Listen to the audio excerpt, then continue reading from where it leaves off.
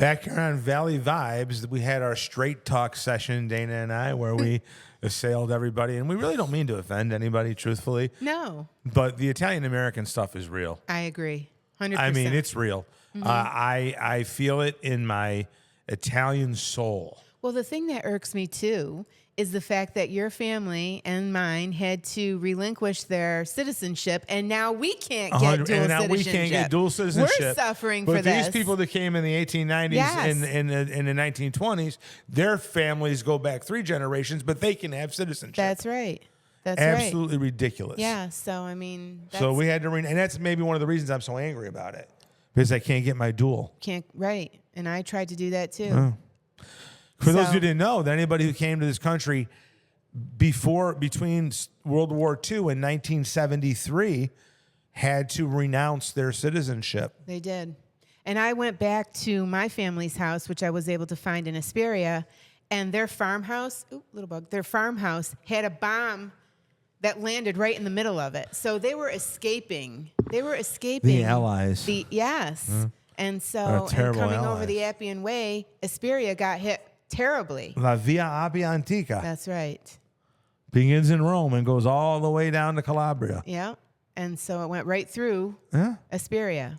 And so my family got hit very hard, and they escaped. Right on your property, right? Right in the middle of the farmhouse. And you can see it. Hesperia is a small little town south of Rome. Yes. It's it's like, I thought it was 30 miles from Naples. Well, between Rome and Naples, right? It's in Lazio. Yep. Yeah. Yep. So that's our Italian stuff for now. Mm-hmm. And my screen went dark again. I have to bring it back. We'll talk about it. Well, and we'll put it up. My book. There it is. There you go. All right. Okay, folks. That's the book cover. The name of the book is Saratoga Unlocked. And it's a very interesting labor of love. Book. It surely is. 30 years of going to the track at Saratoga and noticing things and putting them together so people who go today can have a better understanding of what's going on the racetrack. Right. And even if you're not like a gambling type of a person, you can still read this book and apply it when you're there, because it's for everyone, really, right? So, like, just say I was going to the track and I was going to read what would I get out of your book that I could use when I'm going to Saratoga one day? Well, actually, you can get a lot of stuff. Okay. The first thing you can get is that I tell a really good story in the beginning of it that talks about some good old boys from Utica and going to the racetrack, and it kind of tells you kind of how to have your day. Right? Like, so what we did and what we used to do is we'd get a limo bus. Yeah. And get a bunch of people together, and we'd get somebody like Rudy Shaldo. Yeah. To use his limo bus and Avanti limousine. That's it. Send him a bill. I will. Rudy, you're now an official sponsor, Rudy. Rudy's now a sponsor, and it was his limousine. So yeah. And we would gather up in Herkimer and load it up, about 14 of us, and head out to the track. And along the way, of course, we had to stop at the King Deli. Yeah. Of course. We had to stop at the King Deli because we had to get the best sandwiches. Who owned the King Deli? That was Mr. Cancelino. Oh, okay. Yes. So we would do that, and then we would head to the track. And when we got to the track, we always had our box and a table. Right. So when you wanted to go watch the race, you'd go into the box. Yeah. And when you wanted to hang out, you'd hang out at the table. Back then, you could afford to do both those things because all you had to do was Duke Manny. $50 and you got what you wanted. All right. But now, how much is a table in a box there now? You're talking about $25 a person plus a minimum of like $35 at the table. Oh, wow. Yeah. That's a lot of people. It gets pretty expensive. You know, leaving Utica and going to the track for the day, if you're going to do it in style, even if you're going to like drive yourself, right? I mean, you take into account, and I've done this several times. You take into account the gas, the throughway, the parking, the admission, the racing form, the table, the lunch, the cocktails. Yeah. Have I gambled a penny yet? Okay, so I'm out Nowadays, that's about 250. Right. All right. So I'm down 250 before I place a bet. Mm-hmm. Wouldn't it be nice if I were able to get some of that back? Something. Right? Yes. But right now, without the help of my book or without going with somebody like me, I would just pick a number I right. liked. You're left to your own devices. I Yeah. like those colors. I think I like I 7. like that number. I like that name, which could very well bring you a huge lucky windfall, but so could the pick 4 at the lottery. Right. You know, because it's the same thing. But there are certain edges that the book identifies that the average person can take advantage of. For example, the name of my story is The 4-Horse. Right. Because either by pure accident or by some kind of harmonic convergence, some people stumble on things. And these guys that I would travel with, for some reason, stumbled on the 4-Horse. Now, I know these guys from the scrap business. They did not do heavy data analytics, finding out how many races were run and how many times the 4-Horse won. Mm-hmm. They didn't do that. They just liked the number 4. Okay. And it turns out that over the years, I noticed that the 4-Horse did win an extraordinary number of races, or so it seemed. Mm-hmm. But I said to myself, maybe this is just a self-fulfilling prophecy. Okay. And maybe because I know they bet this all the time that I'm thinking about it. And so maybe it's not really that. Maybe I'm just noticing it. Right. So for this book, I set out to get real hard data. Mm-hmm. So what I did was worked with an artificial intelligence bot that I trained for about 3 months to dig through and sort of garner all of this information. It's called web scraping. Oh. So the bot went through and did all the web scraping of the NIRA website, of the Equibase website, and of all these databases that store thoroughbred results. Mm-hmm. And lo and behold, I had him do the last 25 years at Saratoga. And it turned out that the 4-Horse does have a statistical advantage, and it's higher than the p-value, than 0.05. So there's something to it. Yep. Yeah, it's about 125%. It should be 100. So it's about 25% more of a chance than the other Interesting. other post positions. Doesn't matter the surface either. Surface, distance, the 4-Horse has this advantage. I can't put my finger on why. I mean, I could guess. They'd be hypotheses. Mm-hmm. But just knowing that, though, right, you would get that from my book. Right. And you would know that if you go with a bunch of people, there's 10 races, you're betting the 4-Horse 10 times. You got a good chance to win a couple of races. Yeah. And if one of those horses is 15 or 16 to 1, you made money on the day. That's good. It's a good deal. So where can we find your book? Okay, so this is what's going on with the book right now, and I'm learning so much because I'm first-time author. Right. So you have to learn. Congratulations, by the way. Thank you. You have to learn a lot of things. Mm-hmm. So it's not just writing the manuscript. Right. Right? Because the manuscript is written. Mm-hmm. And the data pieces are put together, the charts, beautiful, nice charts, pleasing to the eye. Yeah. And photos. Right. The photos are the bane of my existence. Why? You have to give photo credit, obviously, which I always knew that. Yes. But the whole issue of what's Creative Commons and what's not, and then how far do you have to go back with the Creative Commons, and who do you have to give the credit to, and how do you have to give the credit, all of that matters because your copyright for your book could include them too. Well, it has to not run afoul on any of those laws for their photos. There isn't a generic there way are, that you there can are do. after a certain yes, there are, but you have to find them. Right. Unfortunately, the New York Racing Association, pigs that they are, keep proprietary possession of these photographs, and they put you in a situation where you have to pay an exorbitant amount of money in royalty fees. So now I have developed a new crusade. What? Well, listen to this argument, and I think it's a hell of a legal argument, and I need to find a lawyer to take it up. The New York Racing Association is sanctioned by the state, and it's funded by the state. It runs its racing on state property. Okay? It's franchised by the state, regulated by the state, okay? And it has to post its results in a transparent fashion wherever asked, because there's money exchanging hands, and it's like the stock market, certified public accounting, okay? Right. Because it's a public entity. Yeah. Well, here's my argument. Those photo finishes are proof of who wins and who loses. How so?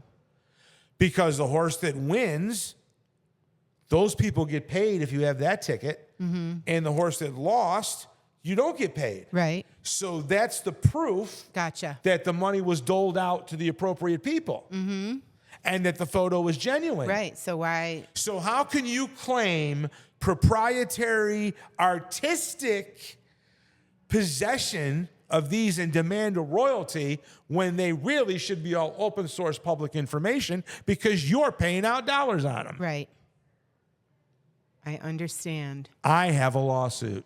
Who can we find to take this? We need to find somebody Vincent good. Rossi? If there's anybody out there who wants to really take this on, I think there's a huge, because I'm telling you something, and not only that, again, let's get back to this being run on state property and sanctioned by the state. Right. You have to pay an admission fee. Okay? The same way you do at a baseball stadium. Right. The same way you do at any event that you go to that's publicly owned, that you pay admission, you get in. Okay? Yep. You're there at the venue. If a stadium is built with tax dollars, right? You go in there, you take photos. Do you know that the New York Racing Association, if I have a camera like that, and I'm taking pictures with a camera like that, Yep. I can't use my own pictures in my own book. NYRA claims dominion over any pictures that come into a camera like that. Wow. And this is But something if I you take learned- them in a camera like this Okay. on my phone, it's okay. They distinguish between this, that's professional, and this is amateur. But if I'm a hobbyist, Right. and I want to take pictures of horses at the track, and I'm paying the money, and I want to write a book about photography, Yep. and I can't use my own freaking photos, okay? We have a problem, folks. There's a problem. That is a problem. Okay? You can't have it both ways. It's either artistic, or if it is artistic, then you better run your own races on your Right. own land and whatever. Don't be saying you're the New York Racing Association. Right. Who can we take this up with? I'm telling you, this is an issue. This isn't the State Wagering and Racing Board. This is an issue. The Gaming Commission? The Gaming Commission runs them, yeah. Yeah. So This is an issue. that would be Melvin. Okay? I've talked to him many and times I'm serious for the about village. this I am because too. they have no right to claim it both ways. No, but- now, if you want to say that you paid a photographer to take pictures and that they deserve a service fee, fine. Right. But they should be posted as thumbnails for you to download if you Be able want to them, take 'em, and yep. pay the damn photographer Right. for his service, but not his royalty, because it's being run on a state venue and a state-sanctioned facility with a regulation from the state and my taxpayer dollars. Wow. Wow. Eye-opening. Eye-opening. Okay? Yes. I will go on a crusade about this. We got to get with the right person who can maybe dissect this better and do Because something right now about they it. have it every which way.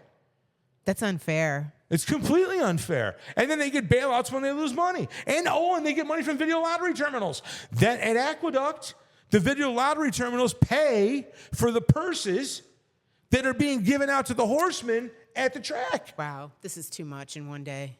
How are we? Okay? It is. No, so you're a person living in Queens, New York. You go to Aqueduct and you go to video lottery terminals, just like you can go to Vernon Downs. Right. You go to video lottery terminal, you play, right?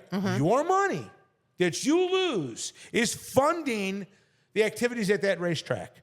If you take a picture of a horse at that racetrack with a professional camera, you can't use it. Ooh. And how do they know if you're using it? Well, do you publish it? Right. Because then it goes through the copyright process. Right. It says, it flag it and says this book has a copyright on it. Wow. I mean, this picture has a copyright on it. Yeah. So, yeah. That's interesting. That's a new crusade. But anyway, the book is available or will be available. That's how I got on the story, because I'm hung up on making sure that I don't run afoul on any of these copyright issues. So I'm waiting for the copyright to come back from the Copyright Office. Okay. And as soon as that does, then I can send it to Book Baby. Oh. Which they are going to publish and market, and it'll be available on Amazon, Apple, Barnes and Noble. So this is an ebook right now, correct? No, well, not an ebook yet. Same thing. I have to still vet it for the ebook. Right, the process. Right. But that will be an ebook. Okay. This year, there are going to be only 100 print copies, of which I've already sold 65. Print copies? Yes. Really? Yeah. 65 are pre-sold. Well, that's a great gift, too, for people that... So you'll take the other 35? I'll take that. No, 65 are pre-sold. And Two. the downloads will be available on my website. That's great. GDLwins.com. We can put that under our Valley Vibes, right? We can put that there, too. And if you go to GDLwins.com, during the regular Saratoga meet, because this Saratoga meeting right now is actually transported from Belmont because they're renovating Belmont. Okay. Spending another $640 million of my taxpayer dollars to renovate Belmont Park, where I can't take pictures and use them in my book. They'll find you. I'm not kidding. That's cray-cray. $640 million. That's the number. Okay, but since they're renovating Belmont Park, they're running at Saratoga this year for this festival, this turf racing festival. So this will be on the. This is an extra meet. These 5 days. Okay. So what I'm doing is, as a courtesy to my friends, family, and friends, I'm actually posting all my pics on Facebook. Great. For free. For this meeting. But on July 10th. Yeah. When the regular Saratoga meeting opens, if you've made some money with my picks, today I've already gotten 4 winners, by the way. If you make money with my picks while they're free, why wouldn't you pay $15 a day to get them when they're not free? Right. All you have to do is go to my website and download them. All right. And on top of that, I give you the Saratoga cheat sheet, which tells you everything you need to know about being at the track. And on top of that, I subscribe you to the newsletter, which you get once quarterly, which has our horses to watch list, which we painfully watch races to make sure that we know which horses are fit, ready to run, had trouble in their last race, and could probably bring you a windfall. You get all that if you just sign up. And that'll be on the Valley Vibes. No, that Facebook is page. at GDLwins.com. Oh, okay. I'll share it. Yeah, but, share it. But that's on the GDLwins.com website. And you can buy the whole Saratoga meet for $300. Okay. That's 40 racing days. Wow. Okay. That's exciting. Figure it out. It's cheap. So when does Saratoga start then officially? July 10th. July 10th. Okay. A few more days. So use this as a test case. See if you like my picks. Yeah. And if you do, they're going to disappear when Saratoga opens for their real meet. And you're going to have to go to my site and download it. And you're going to have to pay me for my work. Yep. And that's just the way it is. I don't blame you. In America, we're entrepreneurs and we get paid. That's right. Right? And we're not a lot of thought and investigation goes into all of this, your process. So and we're not like New York City where some people look to elect a communist mayor. Right. A communist mayor, an avowed communist. Really? Nikita Khrushchev said they were going to take over America from within. Truth. He's a communist. He wants to buy up whatever properties he can that are on the open market and turn them into public housing co-ops. Oh. Oh, yeah. He's got a great plan for that. You should read his socialist plan. Who are we talking about again? Mom Donnie. Mom Donnie, yeah. Yes. Yeah, Mom Donnie, yeah.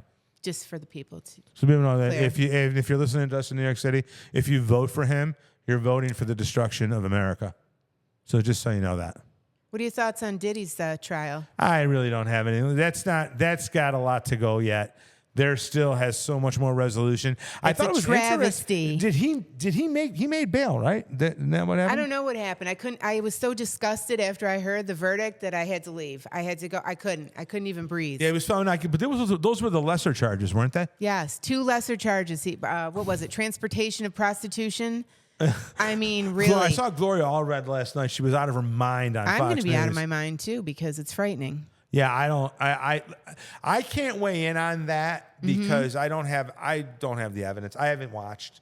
Yeah. And I haven't listened to it. So I don't, to me, I really truly believe that a person is innocent until proven guilty and that there's a process and it should come out. But I understand the celebrity influence on things and all of that stuff. So, yeah, I mean, I'm not a fan. I've never been a fan of Diddy, so I really don't have a personal stake in it. No, what this is showing is this Kohlberger guy, too, who pled guilty without giving the family any information on all the killings that happened. And then this Diddy thing is showing the public that it is so dark right now here on Earth that something has to happen. They cannot continue to get away with this kind of stuff. It's a travesty. And neither can the Naira keep getting away with not giving me my photos. I agree. Power to the people.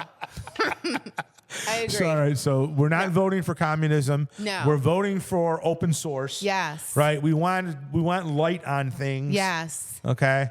And that's what we're here to do, is shed some light. Shedding light. And I just shed some light. And my book sheds a lot of light. It does. So if you want to get into and also if you're a seasoned handicapper, this book will keep you honest.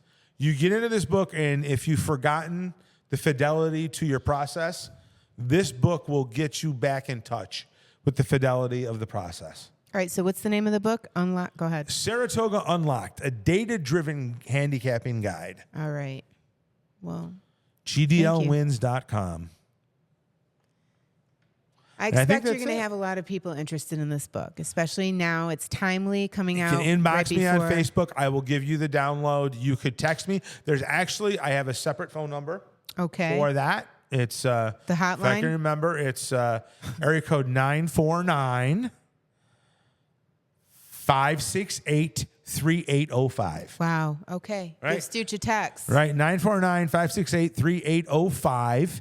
And you can text me and I can tell you everything you need to know about the book, how to get it, and what's in it. And I might even give you a family discount if you're a good person. That's fabulous. Thank you. Thank you all. Love you all.